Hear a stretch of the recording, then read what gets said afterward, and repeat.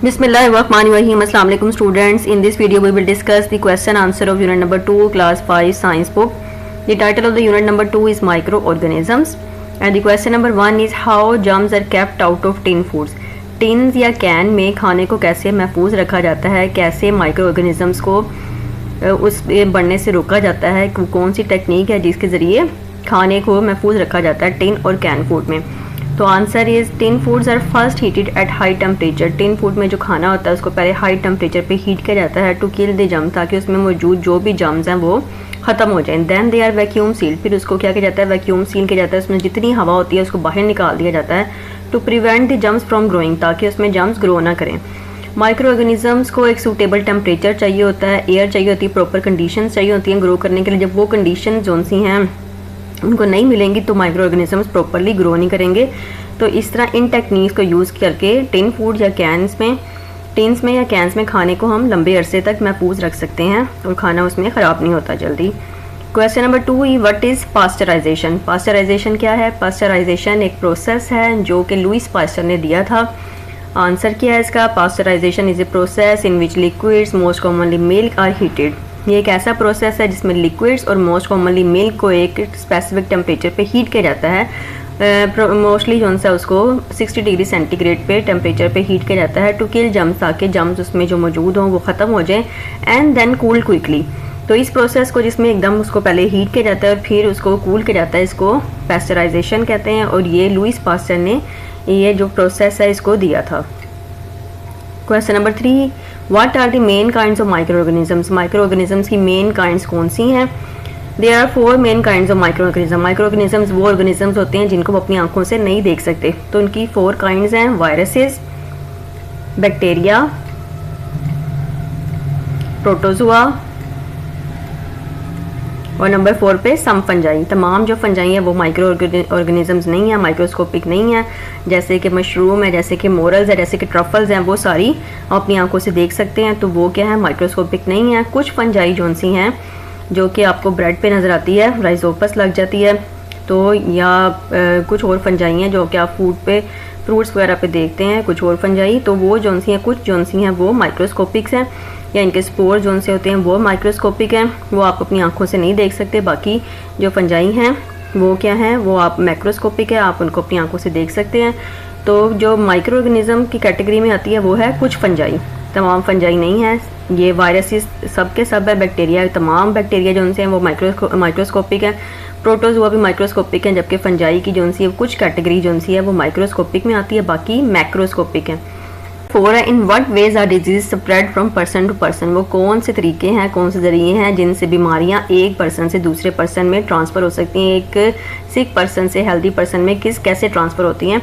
तो disease can spread from person to person through microorganism in the following way. तो disease जो सी हैं वो सिक पर्सन से हेल्दी पर्सन में माइक्रो ऑर्गेनिजम्स के ट्रांसफ़र होने से फैलती हैं। और कौन से वेज हैं जिनसे माइक्रो ऑर्गेनिजम्स एक पर्सन से दूसरे पर्सन में जा सकते हैं। तो नंबर 1 है कफिंग। जब कोई कफ़ करता है तो कफ़ करने से उसके जो मुंह से निकलने वाले ज़रात हैं वो क्या होते हैं, हवा में चले जाते हैं और उसमें माइक्रो ऑर्गेनिजम्स भी होते हैं। फिर कोई अगर हेल्दी पर्सन उसके साथ उसके में कॉन्टैक्ट में आ जाता है तो अगर उसमें इम्यूनिटी कम होती है तो उसमें चांसेस होते हैं कि उसको वो डिजीज़ जो सी है वो लग जाए। नंबर 2 स्नीजिंग है, कोई छींकते हुए अगर किसी ने टिश्यू वगैरह का यूज़ नहीं किया तो भी क्या होगा कि ज़रात जो से हैं वो हवा में फैल जाएंगे और फिर जो भी कोई पर्सन उसमें उसके ज़रिए कॉन्टैक्ट करेगा उसकी जद में आ जाएगा, तो क्या होगा कि उसके भी चांसेस, अगर उसमें इम्यूनिटी लो होगी, कि उसको भी वो भी डिजीज़ हो सके।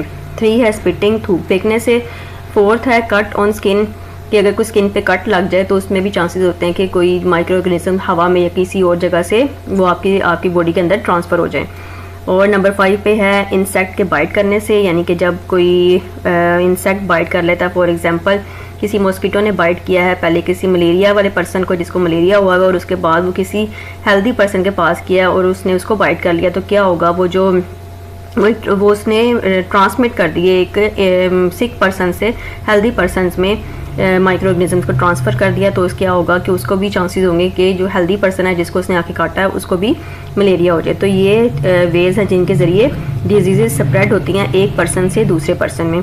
और इसके अलावा जो इसका 6 वे है वो क्या है, कंटेमिनेटेड फूड, गंदा खाना खाने से या कंटेमिनेटेड वाटर पीने से क्या होगा कि डिजीज़ जो सी हैं वो स्प्रेड हो जाएंगी। एक पर्सन दूसरे पर्सन में। How can we stop disease from spreading, तो हम ये डिजीज़ को कैसे रोक सकते हैं फैलने से, स्प्रेडिंग मतलब फैलने से कैसे रोक सकते हैं। Number 1, washing hand before eating food, जब भी आप खाना खाएं तो अपने हैंड्स को जो उनसे हैं वो अच्छी तरह वॉश करें। वॉश करने से क्या होगा कि जो भी माइक्रो ऑर्गेनिजम्स आपके हाथों पे लगे होंगे वो वॉश आउट हो जाएंगे। नंबर 2, वेयरिंग मास्क, मास्क पहने। मास्क पहनने से क्या होगा कि आपके इर्द गिर्द जो जर्म्स होंगे वो आपकी बॉडी में ट्रांसफ़र नहीं होंगे। मेंटेन फिजिकल डिस्टेंस, जो लोग बीमार हैं उनसे क्या करना है, एक प्रॉपर डिस्टेंस मेंटेन करना है। Avoiding the use of personal thing with sick people, जो बीमार लोग हैं उनके साथ अपनी पर्सनल थिंग्स को शेयर नहीं करना। Eating clean and fresh food, और क्या खाना है हमेशा जो उनसे साफ़ सुथरा खाना।